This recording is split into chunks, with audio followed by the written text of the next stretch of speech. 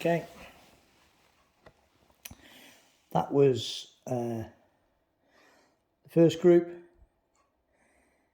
second group, and I've just moved over a tiny little bit back over to the right. So there is a slight right wind blowing over to the left, which could account for a little bit of that. So I've just nudged it a tiny little bit more over to the right, but you can see how tight the groups are on this rifle. These Steyr hunting Pro X's and likewise the hunting 5 give superb groups. This Pro X is an incredibly accurate rifle. It really is a fantastically engineered bit of kit. Very impressed with it.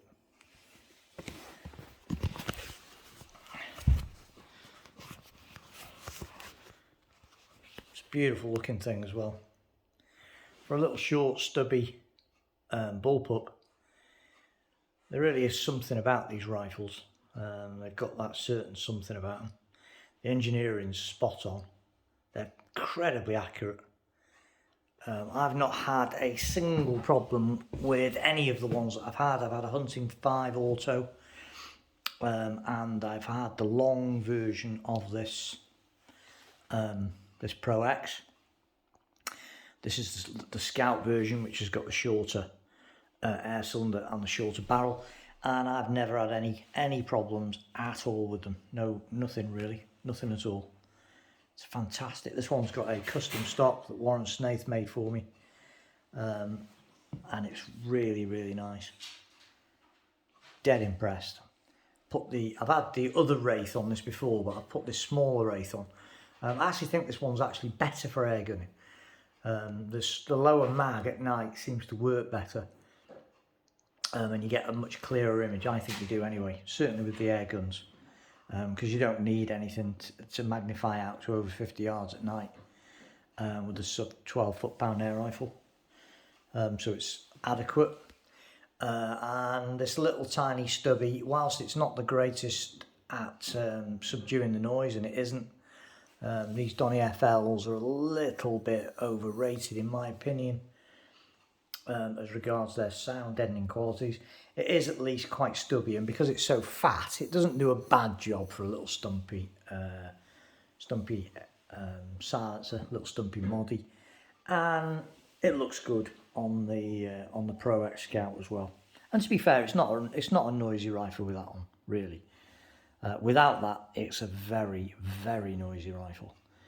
Obviously, there's no shrouding on the Steyr barrels.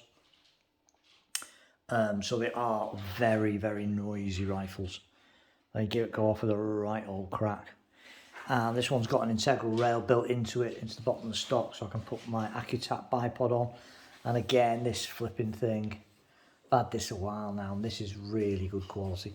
You can't beat these Accutap bipods, I don't think. They're solid as a rock.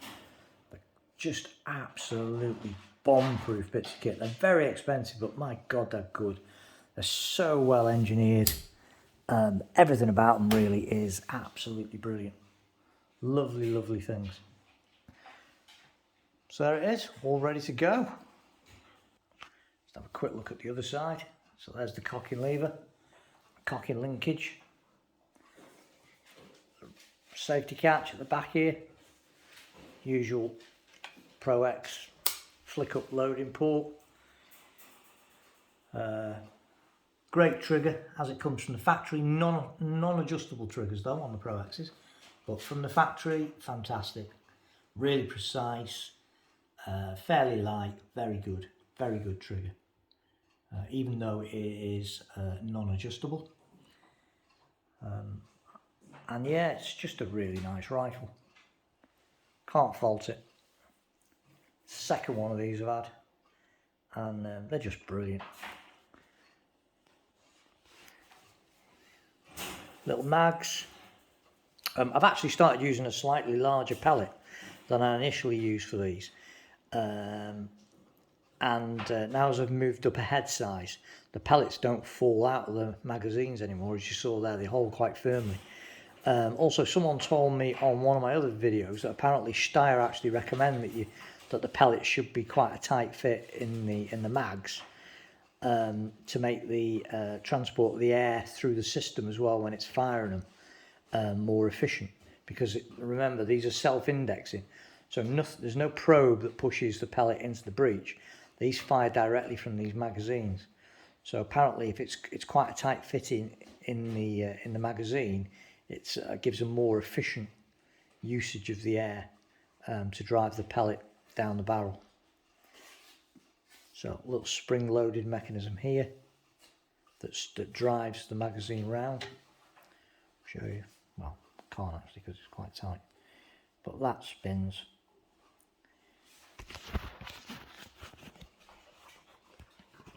Try and show you. That's spring-loaded. So when you shove it into the gun, and you can hear them ratchet clicks, that's held in place and this spins round, and every time you take a shot it flicks around to the next one like that. It's very clever, very well made. So there you go, zeroing it in with the Wraith, and very easy, very quick and very simple. Thanks for watching.